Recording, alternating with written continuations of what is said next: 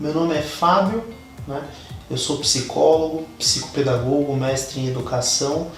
Eu trabalho com psicologia clínica há mais de 10 anos, né? E eu também sou professor na Faculdade de Pedagogia da Campos Elíseos, lecionando a disciplina de Filosofia da Educação, entre umas outras coisas lá interessantes também. Quando nós pensamos assim sobre terapias, no geral, tem terapias de todos os tipos, de diferentes áreas.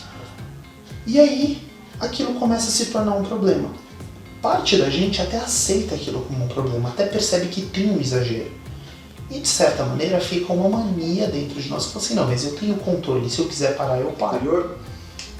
Tem muita gente que acha que de fato psicólogo é coisa para doido. Eu, na minha concepção, eu penso o seguinte, existe o psicólogo pra gente não ficar doido. Você concorda com isso? Desenvolve um pouco, gostaria que você desenvolvesse um pouco nesse. Se você não vai ao psicólogo, se você não cuida das suas questões internas, o seu ex volta na forma de outra pessoa. E isso ainda é um movimento externo, na crítica do mundo. Há um momento em que nós reconhecemos que nós mesmos temos problemas.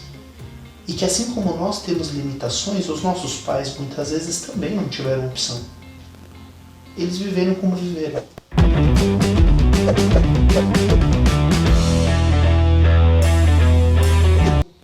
A minha pauta aqui para fazer essa conversa com o Fábio foi uma conversa no meu cotidiano de falas de pessoas que falam sobre psicoterapia e tudo mais.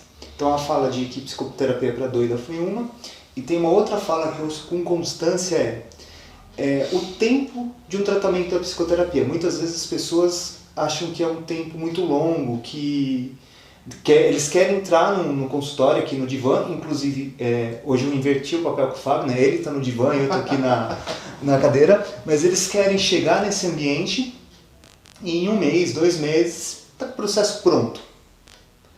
E eu gostaria que o Fábio falasse agora um pouco sobre o tempo de tratamento. Existe uma métrica para isso? Hoje em dia, bom, a melhor maneira de responder isso é literalmente com sim e não. Não. Adoro. O sim existem terapias hoje, existem psicoterapias hoje, em especial as terapias baseadas na TCC, terapia cognitivo-comportamental. Certo. Né? Tem a ver com o aprendizado e como as pessoas agem no dia a dia, seria isso? Sim, é muito mais voltado ao campo das neurociências, da psiquiatria e também da redução de sintomas. Então, vamos supor assim, enquanto... Isso eu estou falando de uma maneira bastante breve. Sim. E correndo risco de muito preconceito dentro da minha própria área, então eu peço desculpas. Não precisa aprofundar muito, não é? Eu diria assim que um terapeuta cognitivo comportamental ele está muito interessado em ajudar uma pessoa a voltar a estar produtiva no seu dia a dia da maneira mais rápida possível. Ele não está preocupado se existem questões internas e existenciais para alguém não conseguir fazer alguma coisa. Né? Vamos por exemplo, a pessoa tem crises de ansiedade. Ele está preocupado que a pessoa não tenha crises. Ele não está preocupado se isso tem algum significado na sua existência de mundo. O que eu digo que é preconceito é claro que muitos estarão preocupados também, só que isso só é menos importante do que tirar a pessoa de uma crise.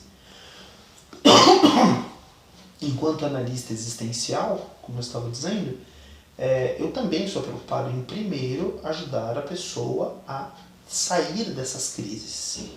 Mas o acompanhamento daquilo que levou a pessoa a desenvolver isso na sua existência é muito importante para mim. Né? Dentro do tratamento, inclusive para a pessoa poder compreender-se melhor nesse movimento. A poder dar significado e com isso conseguir se comprometer com as mudanças. Né? Isso é importante. Então pelo que eu entendi, esse tipo de terapia a gente estava falando sobre o tempo de tratamento. Isso. Esse daí é mais... Dentro da terapia cognitivo-comportamental, nós percebemos que é muito comum, nós temos tratamentos que vão entre 12, no máximo até 20 sessões. É um tratamento altamente padronizado, né? E que tem bons resultados, né? Só que também não é para todo mundo, né? É um tratamento bastante... Todos os encontros acabam tendo pautas, eles acabam tendo entrevistas que são bastante estruturadas, né? No geral, nós vamos entender que os processos psicoterapêuticos eles não são tão fechados, eles não são tão isolados dentro desse formato. Nós vemos processos mais abertos, mais livres. E diria assim que um processo terapêutico tende a levar alguém a sair de sofrimento realmente entre 2 até 3 meses de sessão, que dão por aí 12 sessões. Então, para sair do sofrimento. Sair né? desse primeiro movimento de sofrimento. E para criar uma estrutura assim mais sólida, teria um caminho também? Ou... Eu diria que isso depende muito do próprio interesse da pessoa em psicoterapia. Eu já tive pacientes que ficaram poucas sessões, 4, 5 sessões, e tenho pacientes que estão comigo há muito tempo. Mas o importante é, o processo terapêutico, ele tem que ser um caminho de exploração. O tempo excessivo é quando o próprio paciente entende que isso é excessivo. Fala assim, eu não quero mais me investir aqui, eu não quero mais estar aqui. Nesse sentido, toda a psicoterapia perde o sentido. Mas enquanto o paciente está engajado, enquanto ele está se descobrindo, enquanto ele está se entendendo, eu diria que é um tempo bem investido. E pensando nessa situação, eu como professor e como pai também, eu percebo que boa parte dos meus alunos, assim eu digo boa parte mesmo, ou tem problemas depressivos, ou são... 1, 2, 3 e pensando assim... Desculpa. 1, 2, 3 e pensando assim no quadro de problema... Como posso fazer a pergunta, Fábio? Ajudei. Tá. Na minha rotina... Hoje nós vemos um mundo muito corrido, sabe? Nós vemos o grande número de casos de depressão que existem, assim como diversos adolescentes que relatam crises de ansiedade, Isso. relatam problemas de se tornar totalmente afobados, engolidos. Acho que por aí vai. Certo. 1, 2, 3 e... No meu cotidiano como professor, eu deparo com inúmeros casos de alunos que ou têm problemas de depressão, que estão presos nesses sintomas severos, também, como noto bastante, sintomas de ansiedade. E onde que a psicoterapia se encaixaria nesse processo todo? Quando seria um momento de indicar um terapeuta, sei lá, de perceber? Bom, por um lado, se há sofrimento, eu entendo que há necessidade de buscar um tratamento, né? Nós pensamos assim, é fácil fazer a correlação com torcer o tornozelo. Quando você torce o tornozelo alguma coisa, quando você pisa e está doendo, você vai procurar um ortopedista, vai tomar um anti-inflamatório, alguma coisa parecida. Por outro lado, quando alguém nos fala uma coisa que nos machuca muito e aquilo não passa, a gente tenta dormir e chorar, né? E às vezes isso melhora, mas se isso não passa, é a mesma questão, é hora de procurar um ortopedista, só que no caso, um psicoterapeuta, né? E aí você falou de 2 pontos que são muito importantes e bem contemporâneos, que são as questões, né, relacionadas à depressão, né, e à ansiedade de maneira geral, né? Vivemos tempos muito ansiosos, né? De uma maneira geral, nós podemos entender que a depressão, ela se dá como uma noção de esvaziamento, de sentido. Como se nós nos sentíssemos bastante deslocados da nossa própria vida. Então as coisas perdem a graça, perdem a motivação, perdem um pouco o sentido de fazer aquilo que está acontecendo.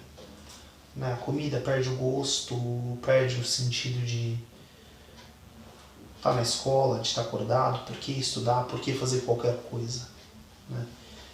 E disso, né, o trabalho da psicoterapia, e muitas vezes necessariamente associado ao trabalho psiquiátrico, né, é de ajudar a pessoa a retomar o sentido. Que sentido é esse? É o sentido dessas ações do dia a dia, desse reencontro. Porque no nosso dia a dia existem muitas contradições, existem muitas limitações que acabam nos fazendo desistir dos projetos, né? Acabam nos levando a sentimentos de desamparo de maneira geral. De que não importa o que eu faça, as coisas realmente não têm como dar certo. Né? E isso nos leva à depressão. Né? A depressão é esse grande sentimento de vazio. E o trabalho psicoterapêutico, nesse caso, se dá em ajudar a resgatar, né, todos os cacos da nossa personalidade que ficam quebrados e, ao juntar esses dados, conseguir recontar essa história junto com a pessoa, retomando esse sentido, encontrando um novo sentido muitas vezes. Enquanto, para o jovem que é muito ansioso, e de novo, né, os nossos tempos são muito ansiosos, os nossos tempos nos colocam o tempo todo a uma grande estimulação. A gente não suporta, nós não suportamos o tédio. Então, sozinho se liga o celular para assistir alguma coisa, para ouvir alguma coisa, para ler alguma coisa. Nós não suportamos estar parados. Né? E dentro disso, a pessoa, como está sempre nesse movimento de fazer, ler, não sei o que lá, ela acaba também criando muito medo do futuro, porque é como se tudo levasse a uma impossibilidade de que as coisas se realizem. Então nós só estamos reagindo às coisas. Você faz uma coisa para resolver isso aqui, para fazer outra coisa, mas não se dá tempo. Para quê? Para sentir o que você está vivendo e aí então viver com sentido a experiência. É necessário que a pessoa viva cada momento de sua existência, que se ela estiver estudando, que ela estude, que se ela estiver jogando o seu videogame, que ela jogue, que se ela estiver namorando, que ela namore. Né? E dentro, conforme o jovem se apropria dessas vivências, ele se acalma de certa maneira, ele aprende a organizar-se, ele também organiza a própria vida. E com isso, fica muito mais fácil. É importante ter um planejamento de futuro. E essa questão da ansiedade, né, da maneira como nós vivemos, né, esse excesso de opções que nós temos no dia a dia, que nós vivemos, esse excesso de estímulos, é um campo muito propício, né, para se cuidar em psicoterapia. Por quê? Né? Nós lidamos com até um outro tempo, por assim dizer. É um horário mais calmo para se conversar, e se conversa por bastante tempo. Então isso acaba sendo propício, né, como eu disse antes, para conversas, né, e para se lidar, né, dentro de uma psicoterapia com algum psicólogo que seja bastante competente, né, nesse campo. Muito bem, e uma coisa que você fala que é interessante, o excesso de escolhas gera ansiedade. E para as pessoas que estão saindo do fundamental, indo para o ensino médio, ou mesmo saindo do ensino médio, indo para uma faculdade, tem um número excessivo de carreiras a seguir. E isso gera uma ansiedade muito grande. E tem aí a psicoterapia ou a psicologia, não sei dizer ao certo, tem a orientação vocacional para auxiliar nesse ramo. Sim. Mas já havia conversado. Não, peraí. Sim, 1, 2, 3 e. Você quer falar um pouco disso ou não? Posso falar, mas esse é tema de outro vídeo nosso. Não, pode deixar para um outro assunto. Eu posso falar um pouco se quiser. Não. 1, 2, 3 e. Mas tema esse que nós deixaremos para outra conversa, porque isso daí vai demandar uma gama também de tempo bastante sobre o assunto. Então, fica aí um próximo tema com o Fábio, é falarmos sobre orientação vocacional. E caso você tenha interesse, comenta aqui, deixa nos comentários que a gente pode acelerar o processo. E antes de encerrar essa conversa magnífica com o Fábio, vai o momento jabá, Fábio. Fala um pouquinho de você, do seu... Magnífico é um exagero, né? Eu aceito como um bom elogio, né? De um bom amigo. Bom, nós falamos sobre muitos assuntos, né? Se alguém quiser conversar comigo, né? Eu, como eu disse, trabalho com psicoterapia clínica, atendo bastante adolescentes, né? Assim como faço bastante orientação de pais. E se alguém quiser me procurar ou bater um papo, alguma coisa assim, fique à vontade. Como disse, eu tenho meus contatos ali, tanto pela Vitude quanto pelo Doctoralia.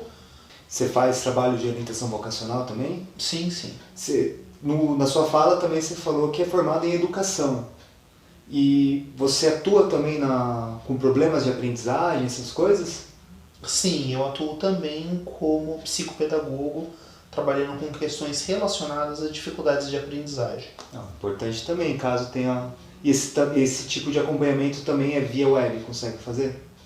Este tratamento é essencialmente presencial, daí depende muito da demanda desse paciente para que ele possa ser online. E onde nós podemos te encontrar? Assim, caso for presencial. Presencial, principalmente em Santo André, né?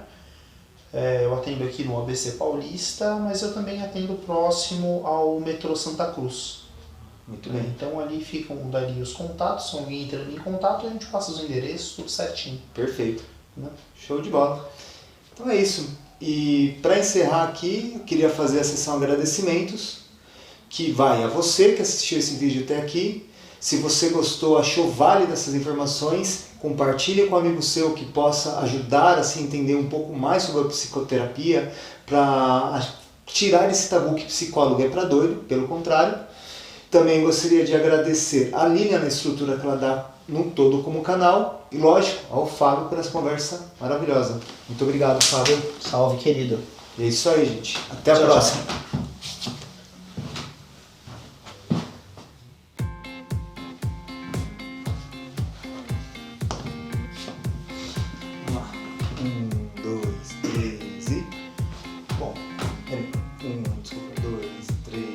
É importante lembrar, né, que...